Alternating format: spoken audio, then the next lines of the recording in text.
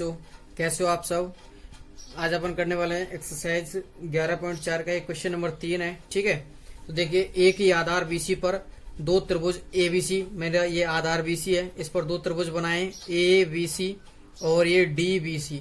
ठीक है, D B C बने हैं। यदि एडी व बीसी परस्पर ओ बिंदु पर काटते हैं, देखिए एडी और बीसी दोनों ए बिंदु ओ बिंदु पर क्या हो रहे हैं, प्रतिच्छेद होते हैं। तो सिद्ध कीजिए कि त्रिभुज एबीसी का क्षेत्रफल अपॉन त्रिभुज डीबीसी का क्षेत्रफल बराबर एओ अपॉन डीओ।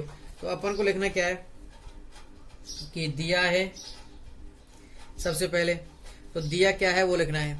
तो सबसे पहले दिया है अपने पास कि सीएम आधार पर बनने वाले हैं और ये एडी और बीसी परस्पर ओ पर प्रतिच्छेद करते हैं। तो मैं लिख देता हूं कि त्रिभुज ए बी सी एवं त्रिभुज डी बी सी एक ही आधार बीसी पर बने हैं।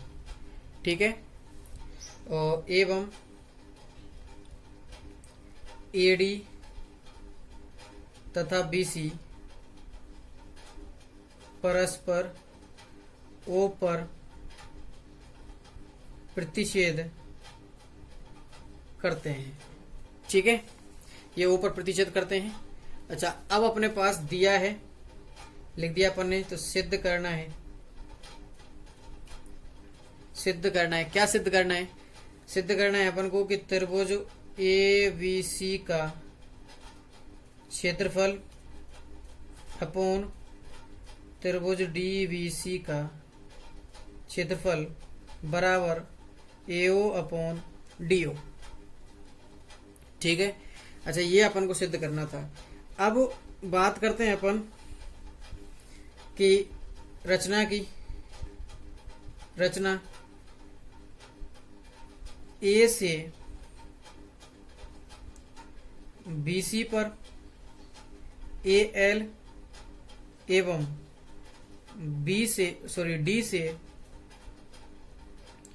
बीसी पर बी एम लंब डाला।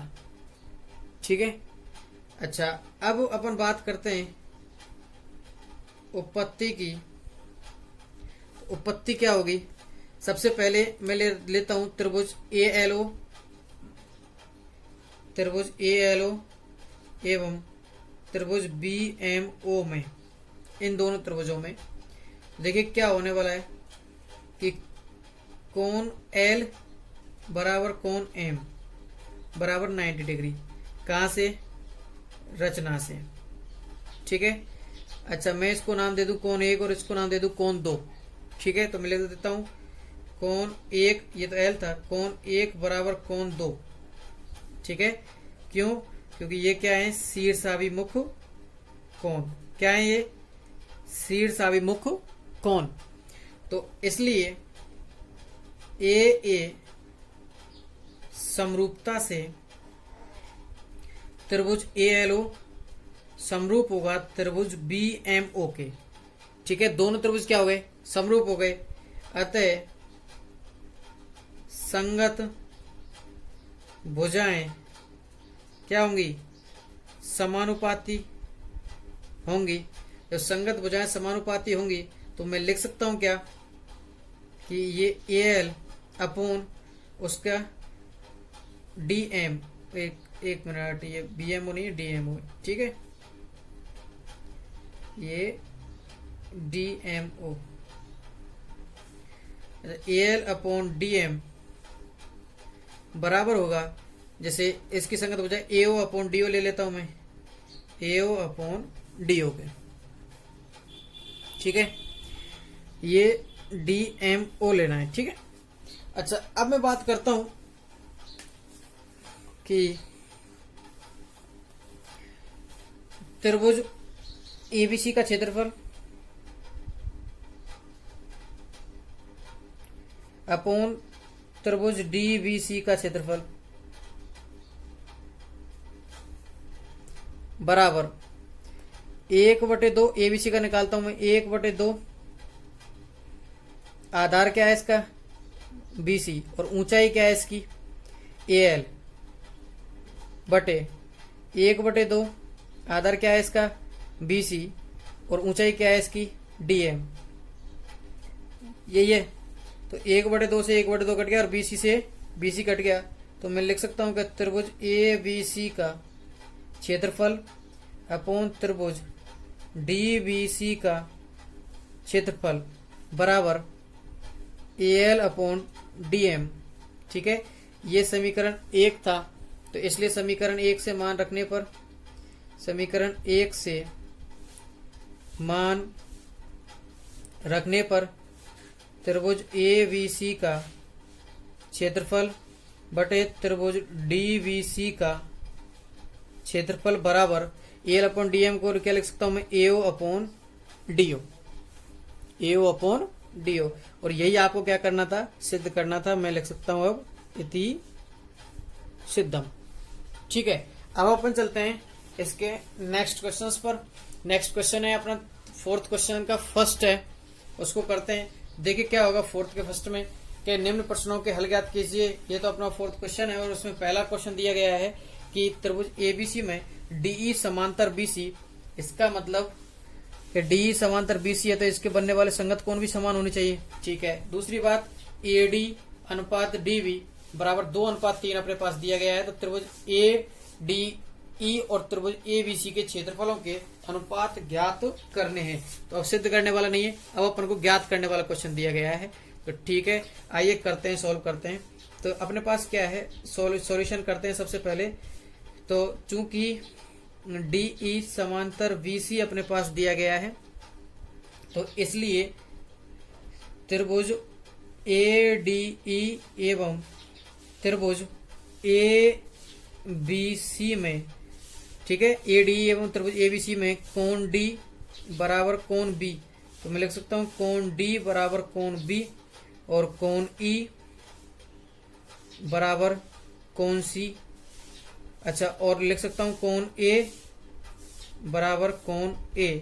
तो ये दोनों तो क्या हो गए संगत कोण, क्या हो जाएंगे संगत कोण, क्योंकि ये समांतर है।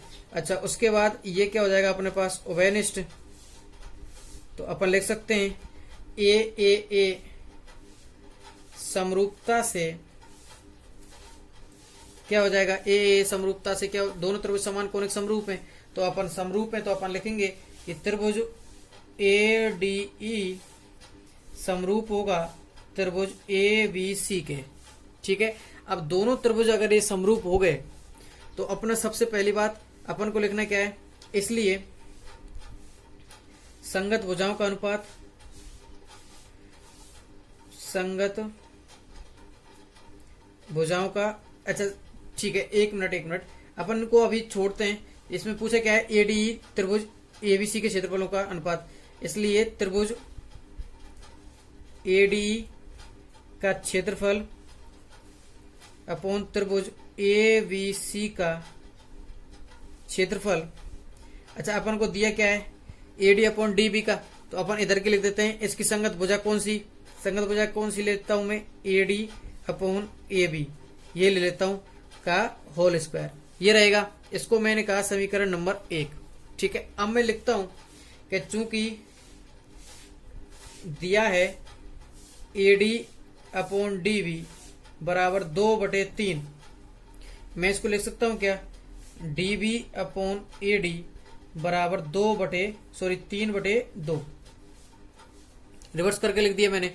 अच्छा, मैं दोनों तरफ 1 जोड़ सकता हूं, मैंने दोनों तरफ 1 जोड़ा तो मेरे पास आया ये AD, तो मैंने लिखा AD प्लस DB और ये लिखा 2, तो 3 + 2, तो AD प्लस DB मिलकर क्या बना रहे हैं AB अपॉन AD।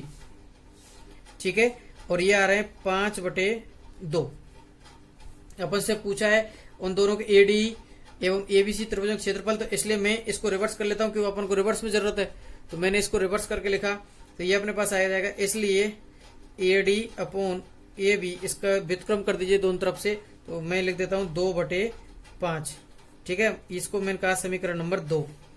अब मैं लिख रहा हूं कि समीकरण 2 से समीकरण 1 में मान रखने पर, समीकरण 1 में मान रखा तो ये 2/5 आ जाएगा इसका मान।